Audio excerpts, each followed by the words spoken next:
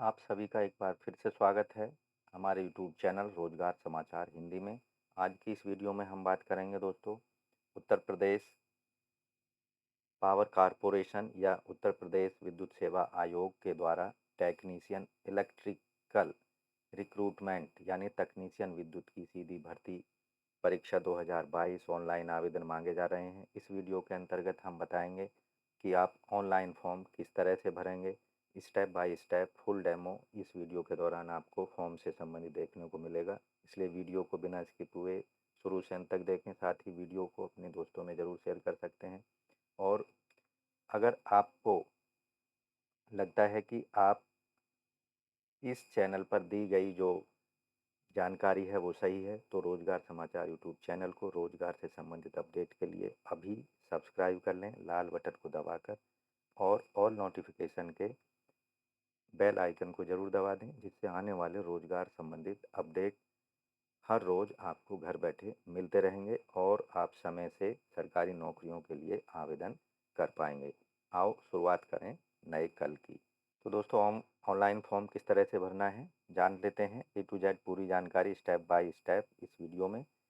चलिए चलते हैं। सबसे पहले हमको जाना होगा energy.in, जो कि उत्तर प्रदेश पावर कॉरपोरेशन की ऑफिशियल वेबसाइट है, आपके सामने खुली हुई है। यहाँ पर कई सारे ऑप्शंस आपको देखने को मिल जाएंगे। इसके साथ ही यहाँ वैकेंसी एंड रिजल्ट का ऑप्शन आपको दिखाई देगा राइट साइड अपर कॉर्नर पर। इस पर आप क्लिक करते हैं तो आपके सामने एक नया पेज ओपन हो जाता है। यहाँ एडवर्टाइजमेंट दिया गया, advertisement for the post of technician electrical against advertisement 10/VSA/2022 technician विद्युत। यहाँ आप डिटेल में इस ऑप्शन पर क्लिक करके एडवर्टाइजमेंट या फिर विज्ञापन को देख सकते हैं। ऑनलाइन आवेदन करने से पहले डिटेल में आप विज्ञापन को ज़रूर पढ़ लें, जिससे आपको ऑनलाइन आवेदन करते समय कोई दिक्कत ना हो। तो आपको बता दें कि जो ये तकनीशियन विद्युत के पद हैं समूह ग के अंतर्गत दिए गए हैं। इनमें टोटल वैकेंसी हैं, आप यहाँ देखेंगे अनारक्षित 357 हैं, अन्य पिछड़े वर्ग की 241, एससी की 187, अनुसूचित जाति एसटी की 17 और ईडब्ल्यूएस की 89 वैकेंसी हैं। तो टोटल जो वैकेंसी हैं और वेतनमान इनके लिए होगा 7वें वेतन आयोग के अनुसार मैट्रिक्स लेवल 4 27,200 के अंतर्गत। कम से कम शैक्षिक योग्यता यहाँ पर जो रखी गई है हाई स्कूल होना चाहिए। उसके साथ ही इलेक्ट्रीशियन इलेक्ट्रिकल में 2 साल का ट्रेड डिप्लोमा होना चाहिए। तो चलते हैं किस तरह से आपको ऑनलाइन आवेदन करना है। तो सबसे पहले यहाँ आपको इस तरह के लिंक पर क्लिक करके आपको एडवर्टाइजमेंट देख लेना है। दोस्तों, इन पदों के लिए जो ऑनलाइन आवेदन शुरू होंगे 27 सितंबर 2022 से शुरू होंगे। अभी जो लिंक है वो इस तरह का आपको यहाँ पर अवेलेबल नहीं है। 27 सितंबर को इस तरह का लिंक यहाँ पर आपको दिखाई देगा, तो इस पर आपको क्लिक कर देना है। अप्लाई वाले बटन पर क्लिक कर देना है तो आपके सामने एक नया पेज ओपन हो जाता है। अब यहाँ दी गई इंस्ट्रक्शंस को आपको पढ़ लेना है।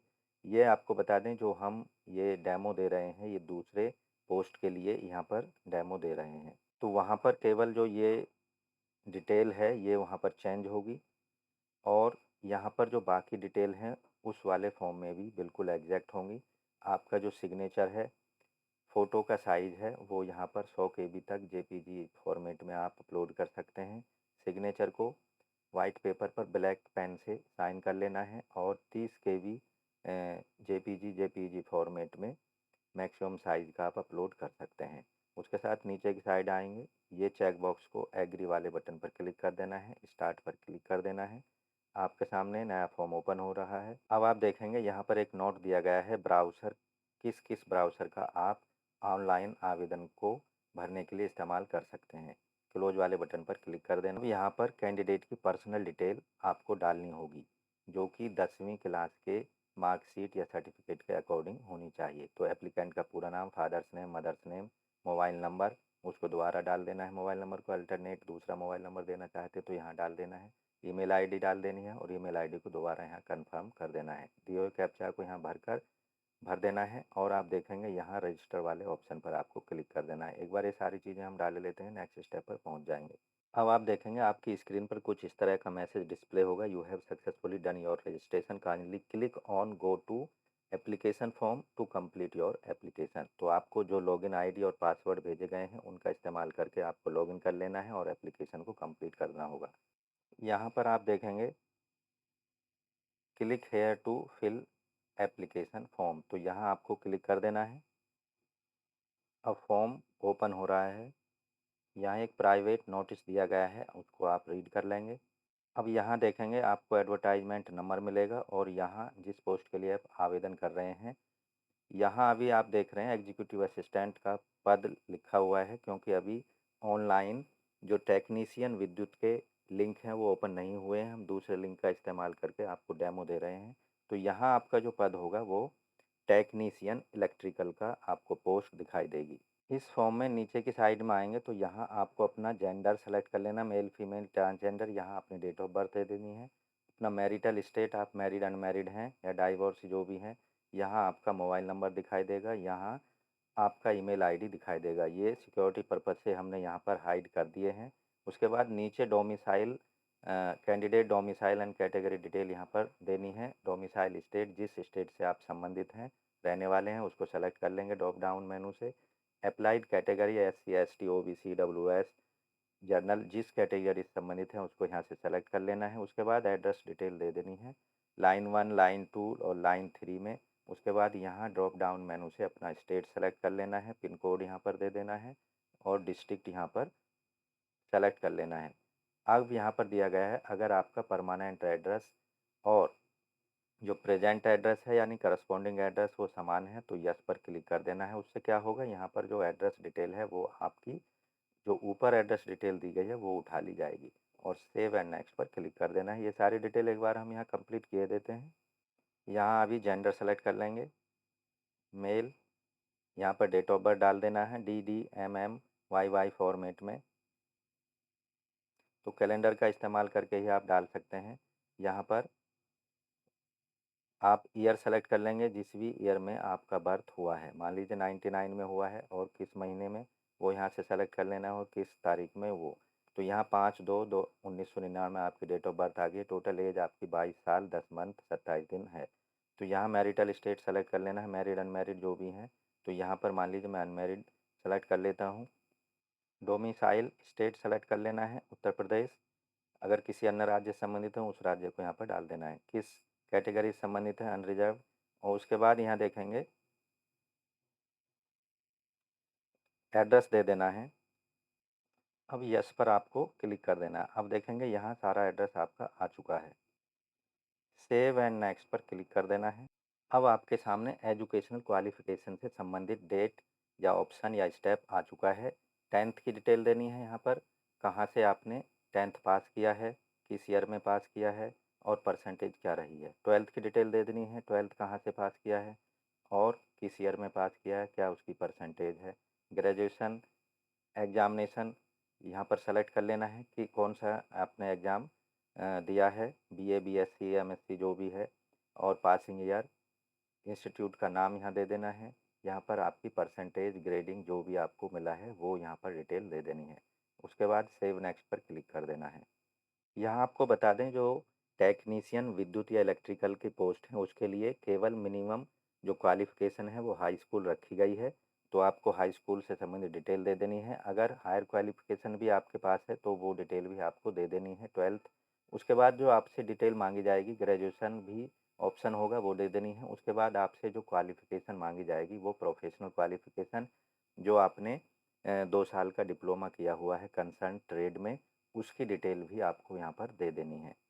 अब यहाँ आपको जो 10वीं का एग्ज़ाम आपने किस साल में पास किया है वो यहाँ पर सेलेक्ट कर लेना है किस साल में। मान लीजिए 2014 में पास आउट है, परसेंटेज उसकी क्या रही, तो यहाँ पर आपको दे देना है परसेंटेज। उसके बाद यहाँ 12th की डिटेल दे देनी है, 12th। उसके बाद यहाँ पर पासिंग ईयर 12th कब पास किया, तो मान लीजिए मैंने 2016 में पास कर लिया।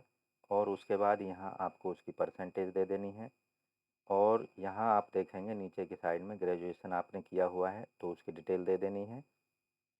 अदर्स की डिटेल देनी है, तो यहाँ आप यू आर उसके बाद यहाँ कैलेंडर का इस्तेमाल करके आपको अपनी पासिंग ईयर्स यहाँ पर सेलेक्ट कर लेना है, किस साल में आपने ग्रेजुएशन कंप्लीट की। तो मान लीजिए यहाँ से जो ग्रेजुएशन कंप्लीट की आपने मई 2022 में, और यहाँ आपको इंस्टीट्यूट का नाम दे देना है। उसके बाद यहाँ पर परसेंटेज जो भी आपकी मिली है उसको यहाँ पर दे देना है। उसके बाद सेव एंड नेक्स्ट पर क्लिक कर देना है। अब यहाँ देखेंगे डेटा सक्सेसफुली सेव हो चुका है। यहाँ आपकी जो फीस डिटेल आ चुकी है। अब दोस्तों आप देखेंगे हमारा जो एप्लीकेशन का लास्ट स्टेप है वो डॉक्यूमेंट अपलोड और फीस डिटेल या फीस सबमिट करने से संबंधित है। अपलोड डॉक्यूमेंट, यहाँ पर अपने फ़ोटोग्राफ अपलोड कर देना है। यहाँ पर स्कैन साइन अपलोड कर देना है। फ़ोटो का अधिकतम साइज़ 100 KB होना चाहिए जेपीजी या जेपीजी फॉर्मेट में, जबकि सिग्नेचर का साइज़ मैक्सिमम 30 KB होना चाहिए जेपीईजी या जेपीजी फॉर्मेट में। उसके बाद आपको फ़ीस सबमिट करनी है। जनरल कैटेगरी के लिए फ़ीस 1180 रुपये है। उसके बाद यहाँ डिक्लेरेशन वाले इसको पढ़ लेना है। चेक बॉक्स पर आपको क्लिक कर देना है। दिए गए कैप्चा को यहाँ डाल देना है। उसके बाद आपको ये करने के बाद प्रीव्यू पर एक बार क्लिक करके देख लेना है कि आपने जो इन्फॉर्मेशन दी है वो सही है। अगर कुछ लगता है गलत दे दिया है तो वहाँ पर आपको करेक्ट कर देना है। इस एग्री वाले बटन को भी चेक बॉक्स कर देना है। फिर लास्ट में सबमिट वाले बटन पर ऑप्शन पर क्लिक कर देना है। अब यहाँ सबसे पहले फ़ोटो अपलोड करना होगा। यहाँ फ़ोटो आप ब्राउज़ कर लेंगे, आपके सिस्टम में जहाँ भी फ़ोटो सेव है उसको यहाँ से सेलेक्ट कर लेंगे। अब यहाँ देखेंगे फ़ोटो सक्सेसफुली अपलोड हो चुका है। अब इसको क्लोज कर देना है। अब यहाँ पर photo click here to upload signature को ब्राउज़ कर लेना है सिस्टम में जहाँ भी सेव कर रखा है। अब यहाँ पर सिग्नेचर भी सक्सेसफुली अपलोड हो चुके हैं। क्लोज पर प्रेस करके बंद कर देना है। अब आप देखेंगे यहाँ पर फ़ोटो और सिग्नेचर सक्सेसफुली अपलोड हो चुके हैं। ग्रीन साइन में यहाँ सक्सेसफुल आपको दिखाई देगा। अब आपको फ़ीस सबमिट करनी है, उसके लिए चेक बॉक्स को क्लिक कर देना है। दिए हुए कैप्चा को यहाँ पर भर देना है। अब यहाँ हमने कैप्चा भी डाल दिया है। अब एक बार यहाँ पर आई एग्री पर क्लिक कर देना है। प्रीव्यू यहाँ पर देख लेना है। प्रीव्यू देखने के बाद में प्रीव्यू वाले पेज को यहाँ से क्लोज कर देना है। उसके बाद सबमिट वाले बटन पर अब आप देखेंगे यहाँ पर पेमेंट वाले पेज पर हम पहुँच चुके हैं। तो यहाँ दोस्तों नेट बैंकिंग का इस्तेमाल करके फ़ीस पेमेंट कर सकते हैं। यहाँ एसबीआई नेट के माध्यम से कोई भी प्रोसेसिंग चार्ज नहीं लगेगा। अदर बैंक से अगर नेट बैंकिंग का इस्तेमाल करके फ़ीस पेमेंट करते हैं तो 17 रुपये 70 पैसे यहाँ आपको एक्स्ट्रा पेमेंट करने पड़ेंगे। अगर कार्ड से पेमेंट करते हैं, सिटी बैंक डेबिट कार्ड या रुपए डेबिट कार्ड का इस्तेमाल कर सकते हैं, तो यहाँ पर कोई भी एक्स्ट्रा चार्ज नहीं लगेंगे। इसी तरह अदर बैंक का अगर डेबिट कार्ड इस्तेमाल करते हैं तो यहाँ पर भी कोई एक्स्ट्रा प्रोसेसिंग चार्जेज नहीं लगेंगे। अगर क्रेडिट कार्ड का इस्तेमाल करते हैं तो 12 रुपये 98 पैसे आपको एक्स्ट्रा पेमेंट करने पड़ेंगे। इसी तरह अगर एसबीआई ब्रांच कैश या चेक के माध्यम से आप पेमेंट करेंगे तो आपको 59 रुपये एक्स्ट्रा पेमेंट करने पड़ेंगे। तो आपको सबसे ज़्यादा आसान होगा अगर एसबीआई का अकाउंट है तो नेट बैंकिंग एसबीआई के माध्यम से कर सकते हैं, या किसी भी बैंक के डेबिट कार्ड का इस्तेमाल करके आप अपनी फ़ीस का पेमेंट कर सकते हैं। तो इनमें से कोई भी एक ऑप्शन जो आपको अच्छा लगता है उसको सेलेक्ट कर लेना है। मान लीजिए मैं यहाँ अदर बैंक के क्रेडिट कार्ड का इस्तेमाल डेबिट कार्ड का इस्तेमाल करना चाहता हूँ, तो यहाँ देखेंगे इस पेज पर आपका अमाउंट यहाँ पर दिखाई देगा, रेफरेंस नंबर दिखाई देगा और फॉर्म आईडी यहाँ पर दिखाई देगी और यहाँ टोटल अमाउंट। तो नीचे की साइड में आएंगे, कन्फर्म पर आपको क्लिक कर देना है।